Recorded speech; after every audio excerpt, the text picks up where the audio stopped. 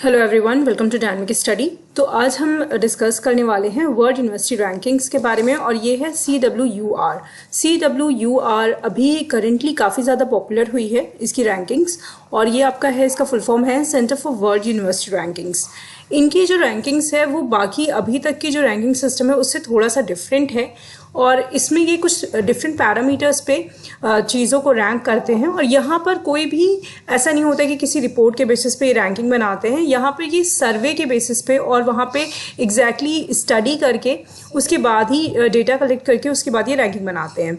तो चलिए देख लेते हैं कि centre for world university ranking क्या है और इन्होंने इस बार जो इनकी रिपोर्ट आई है इसमें किस तरीके की रैंकिंग्स दी है, एंड इंडियन इंस्टीट्यूट्स की क्या रैंकिंग है इस पूरी रिपोर्ट में, ये सारी चीज़ें भी डिस्कस कर लेते हैं।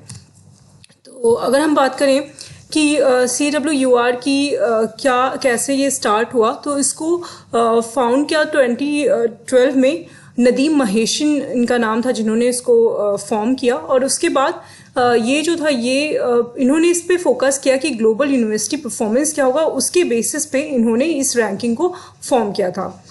तो इस सिस्टम में ये देखा गया 7 ऑब्जेक्टिव्स दिए गए, इंडिकेटर्स दिए गए, जिसके बेसिस पे यहाँ पर रैंकिंग दी जाती है। ये इंडिकेटर्स जो हैं उसमें आता है evaluation, quality of education, alumni employment and quality of faculties. इस तरीके की जो बहुत सारे इनके जो इंडिकेटर्स हैं उसके बेसिस पे इन्होंने यहाँ पर इसको स्टडी ये करते हैं हर एक यूनिवर्सिटीज़ को।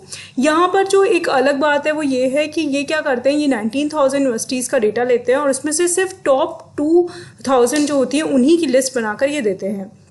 इसका जो हेडक्वार्टर है वो UAE में है, और इनकी जो मेथोडोलॉजी थी वो ये थी कि इनका जो पूरा ही रिजल्ट होगा वो रिसर्च के बेसिस पे होगा, ना कि सर्वे या फिर यूनिवर्सिटी ने जो डेटा सबमिशन किया है उसके बेसिस पे होगा। देखिए मोस्टली क्या होता है कि जो भी रैंकिंग सिस्टम है अभी तक, जितनी भी अगर हम रैंकिंग सिस्टम की बात करें, वहाँ पर मोस्टली जो यूनिवर्सिटीज़ खुद का डेटा सबमिट करती हैं उसी के बेसिस पे वो रैंकिंग बनाते हैं। बट इन्होंने बोला कि नहीं, हम ऐसा नहीं करेंगे, हम यूनिवर्सिटी के डेटा पर रिलाई नहीं करेंगे, हम खुद से वहाँ पर रिसर्च करेंगे, वहाँ का जो रियल इन्फॉर्मेशन है उसको गैदर करेंगे और उसके बेसिस पे ही रिजल्ट हम यहाँ पर देंगे।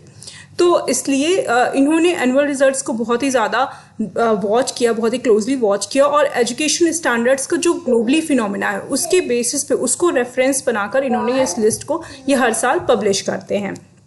तो अगर हम बात करें कि ग्लोबली इन्होंने कौन कौन से इंस्टीट्यूट को बोला कि कौन कौन से इंस्टीट्यूट टॉप 10 है, तो यहाँ पर मैंने आपको डेटा दिया हुआ है। सबसे पहले आपका हार्वर्ड है, उसके बाद मैसेच्यूसेट्स है, उसके बाद स्टैनफोर्ड है, फिर यूनिवर्सिटी ऑफ कैम्ब्रिज है, यूनिवर्सिटी ऑफ ऑक्सफोर्ड है, प्रिंसटन है, कोलंबिया है, पेंसिल्वेनिया है, येल है, and then California Institute of Technologies है। ये टॉप 10 ग्लोबल हैं यूनिवर्सिटीज़। इसके बाद अगर हम इंडियन यूनिवर्सिटीज़ की बात करते हैं कि इंडियन यूनिवर्सिटीज़ कौन कौन सी ऐसी हैं, कौन कौन से इंस्टीट्यूट है जिन्होंने इस लिस्ट में अपनी रैंक बनाई है, तो इसमें जो 10 यूनिवर्सिटीज़ हैं उनका मैंने यहाँ पे डेटा दिया हुआ है। यहाँ पे आप देख सकते हैं IIM अहमदाबाद जो है वो 410 मतलब 410 इसका है, जो जिस पे ये आई है, इसकी रैंक है।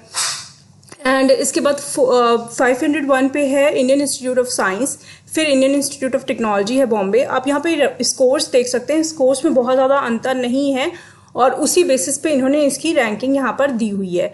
इसके बाद आपका IIT मद्रास है, फिर आपका Tata Institute of Fundamental Research है, देन 6th रैंक पे है Indian Institute of Technology Delhi, then आपकी दिल्ली यूनिवर्सिटी है, then Indian Institute of Technology Kharagpur है, देन उसके बाद आपका Academy of Scientific and Innovative Research है, ये 9th नंबर पे है, और उसके बाद आपका पंजाब यूनिवर्सिटी 10th नंबर पे है।